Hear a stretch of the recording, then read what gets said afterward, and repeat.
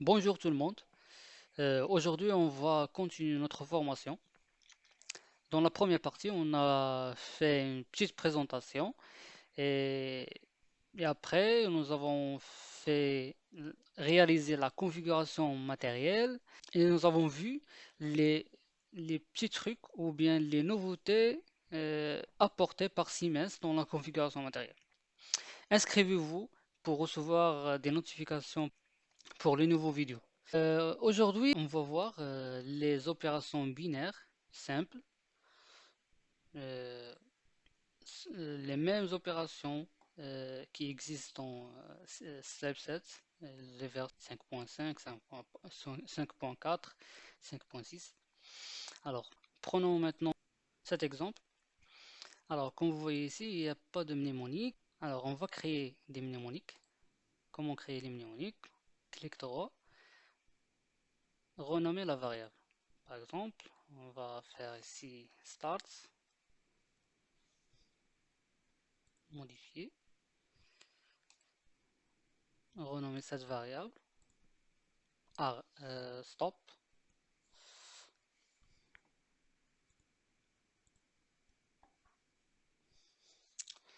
par exemple ici, limp, ok.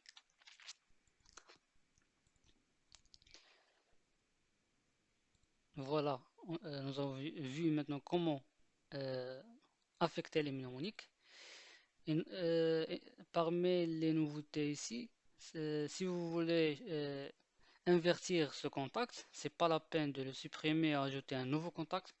Vous pouvez aller dans ce coin-là, clic, par exemple, nous avons inverti le contact. La même chose pour ce contact. On va l'annuler pour donner sens à notre petit programme. C'est ça le premier truc. Le deuxième truc, c'est que on peut garder ce mnémonique et assigner une autre variable. À partir d'ici, on va réassigner la variable. On va garder, on va garder le mnémonique et on va changer la variable. Par exemple ici, 1.0. Donc maintenant, nous avons réassigné la variable. L'entrée i 0.0 a été changée ou bien remplacée par i 1.0. Et nous avons gardé la mnémonique. C'est un petit truc.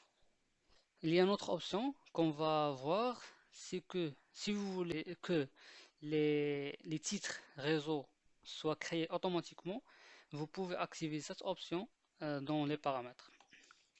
En parallèle, on va faire la programmation SCL. C'est bénéfique d'avoir ou de maîtriser deux langues de programmation ou plusieurs langues, par exemple ladder, SCL, list.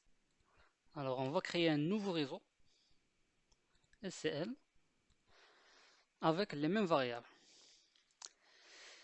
L'équivalent de cette équation, c'est on va utiliser la condition if start and stop est égal 0, then on va écrire ici le résultat. Si ces deux conditions sont vraies, la lampe va allumer. Alors, lamp, 2 points est égal 1 ou bien true, comme vous voulez. La même chose. And, and if.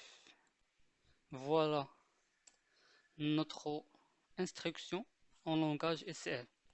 Si vous avez des instructions compliquées ici, vous pouvez les ajouter. Par exemple, on va ajouter deux conditions. Une condition parallèle et une condition en série. Alors, I 0.0, puisque nous avons libéré l'adresse auparavant,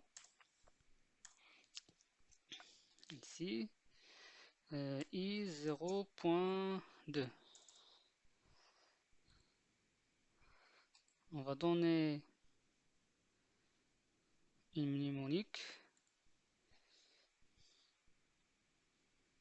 aux 0. C'est seulement à titre d'exemple, c'est pas un programme. Aux 1.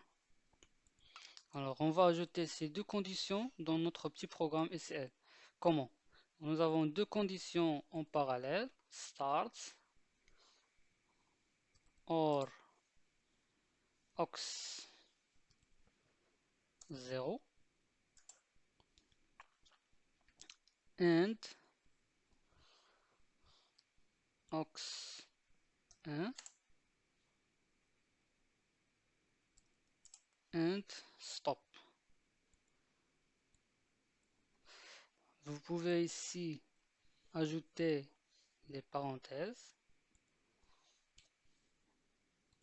Voilà, notre programme est valide. On va compiler pour vérifier s'il y a une erreur ou non. Il n'y a pas d'erreur. Voilà, notre programme va fonctionner très bien.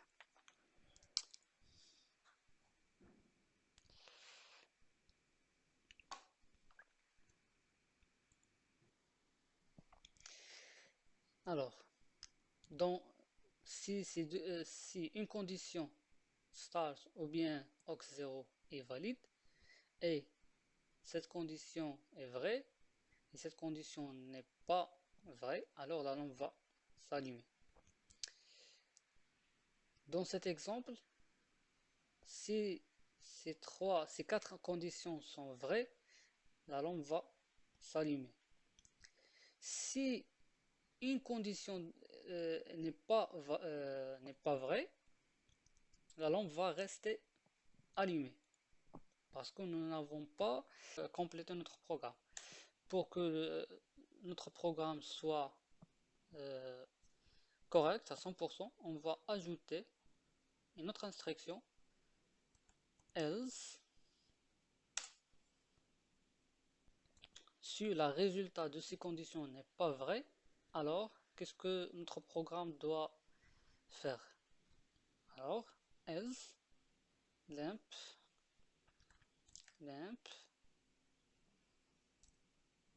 est égal à 0. Enfin, alors, ici, nous avons terminé. Nous avons traduit notre programme ladder en SCL. Si le résultat de ces conditions est vrai, la lampe va s'allumer. Si une seule condition n'est pas vraie, alors la sortie de la lampe sera désactivée.